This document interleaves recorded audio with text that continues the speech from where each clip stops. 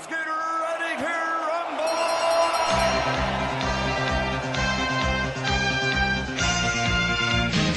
He's taken another one, and Howard Foster has stopped it! Wow! Deontay Wilder in that first matchup. Si le puede decir al público que tú aprendiste la primera pelea con Deontay en la primera pelea. Fueron cosas que pasaron, que debían de pasar y no hay excusa, no tengo excusa. Things that took place in the first fight on his behalf obviously just happened, and he has no excuse for. Pasó lo mismo que yo le dije a él, que uno de nosotros dos nunca íbamos a llegar a un 2-0. He said that to the first part is that there's no excuse and no reason for him not winning the fight. Obviously, it is what it is. Deontay won the fight, and he knew that one of us was going to get knocked out, and he had said that it's not going 12 rounds, and has the same sentiment for the rematch. It's not going to go 12 rounds. Deontay, we saw you face some adversity in that first fight in the 7th round. Can you go ahead and explain to us what you learned about yourself in that matchup as you went out and finished the show in grand fashion, as you always do, but what did you learn about yourself in that first fight? It wasn't nothing that I really learned about myself. It was something that I was, I had confirmation about, already. You know what I mean? It's just one of those things that you know what you can do. You believe in yourself. You speak it too highly. Like I tell people that I speak it, I feel it inside of my heart. Like I feel it. It's almost like something like I didn't know what's gonna happen because I feel it. It's like I was feeling like something is gonna happen. But I'm just so strong with my intuition myself that I understand it. So when I feel like the feeling is everything. So it wasn't like I was like proving myself. It was like I just needed that moment in time to prove to others.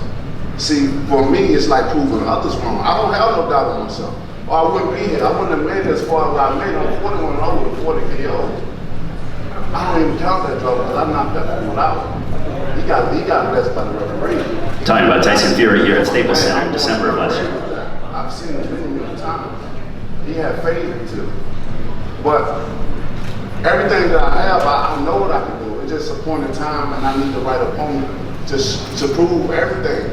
This man was the boogeyman. He wasn't called the boogeyman for no reason. They didn't want to fight him. They still don't want to do it now.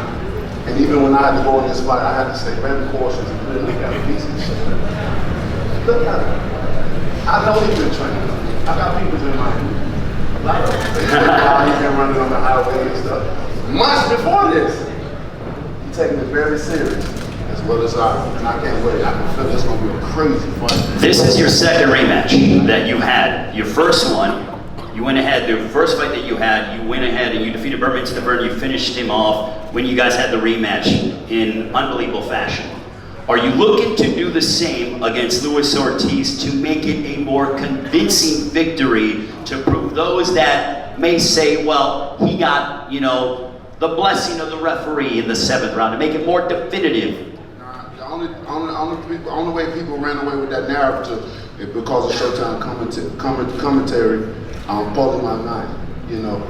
When people do commentary, people that don't understand boxing, that's on the outside looking in, only can hear they so-called experts and stuff. So it can be a narrative painted.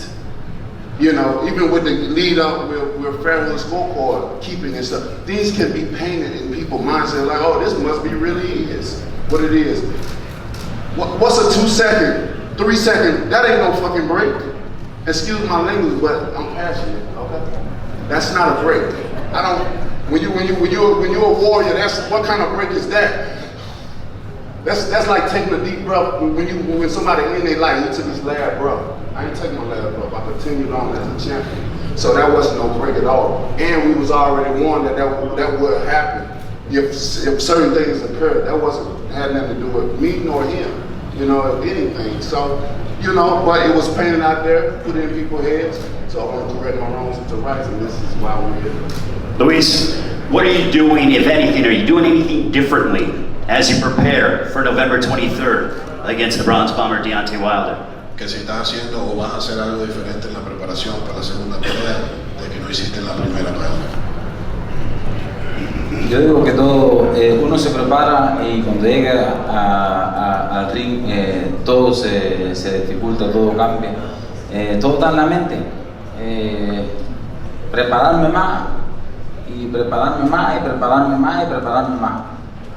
He says that we do prepare, and we are planning, for corrections and errors that were made in the first fight. Whether they were emotional errors or physical errors. But once you get in the ring, it's all bets are off, and it is what it is, and it's the better man is going to win. But yes, he is preparing. So, for those that think that he's too old and shouldn't be here, stay tuned November 23rd. Deontay, you have one of the highest, if not the highest, knockout percentage in boxing right now. How much better do you feel you can get? And how much have you grown since that fight with Luis Ortiz the first time? I mean, the sky's the limit to my growth. Each and every year I want to be better than I am this year. And that's until the day I die. I always want to know new things. That's why they say you can teach the old dog new tricks. At least that's what I feel. You're never too old to learn things. And if I stop learning this sport, then I don't need to be in it. It becomes, I don't want to be in this sport because my whole point of view is just to make money. I want to make money, and I want to enjoy doing what I love to do. And that's show everybody my craft. So I'm ready. I'm ready to go. I cannot wait. You guys, y'all have seen me many times in my energy. Must see TV. Must see TV. I'm the type of fight that you're gonna be on. You're gonna sit on the edge of your seat, or you're gonna stand up the whole time. Because that's what excitement I bring. And y'all know when I bring it, I'm gonna bring it. There's no question to ask with me. You don't have to guess with D. I'm bringing it. Like I did the first time, I'm gonna bring it the second time. And this time, it's gonna be worse than the first time.